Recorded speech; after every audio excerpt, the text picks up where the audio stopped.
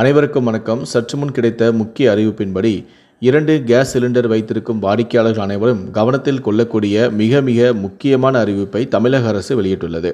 இதை பற்றி விரிவாக தெரிஞ்சுக்கணும்னா இந்த வீடியோவை கடைசி வரைக்கும் ஸ்கிப் பண்ணாமல் முழுமையாக பாருங்கள். இந்த வீடியோக்குள்ளே போகிறதுக்கு முன்னாடி இந்த வீடியோக்கு ஒரு லைக் பட்டனை ப்ரெஸ் பண்ணிடுங்க.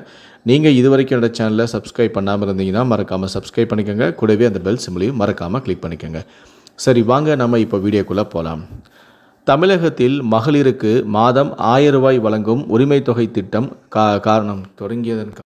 தமிழகத்தில் மகளிருக்கு மாதம் 1000 ரூபாய் வழங்கப்படும் உரிமை தொகை திட்டம் தொடங்கப்பட்ட காரணமாக பலர் புதிய ரேஷன் கார்டு கேட்டு விண்ணப்பிக்க தொடங்கினார்கள்.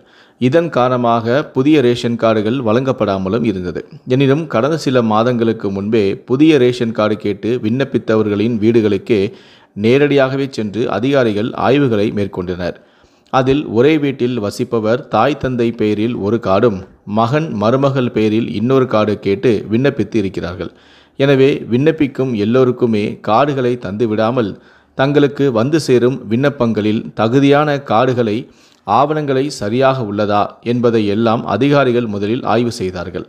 அதன் பிறகு சம்பந்தப்பட்ட விண்ணப்பதாரரின் முகவரிக்கு நேரடியாகவே சென்று வீட்டையும் ஆய்வு செய்தார்கள்.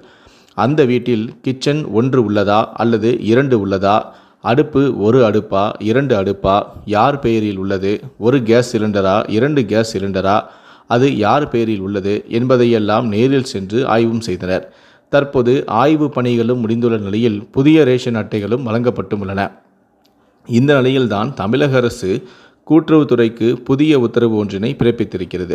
அதாவது சமையல் கேஸ் சிலிண்டர் இணைப்பு இல்லாத ரேஷன் கார்டுதாரர்கள் மற்றும் 1 சிலிண்டர் இணைப்பு உள்ளவர்களுக்கு ரேஷன் கடைகளில் 15 ரூபாய்க்கு வழங்கப்படுகிறது. கார்டுதாரர்களின் எண்ணிக்கைக்கு ஏற்ப மாநில அரசுகளுக்கு மண்ணெண்ணெய் ஒதுக்கீட்டை மத்திய அரசு நிர்ணயம் செய்கிறது.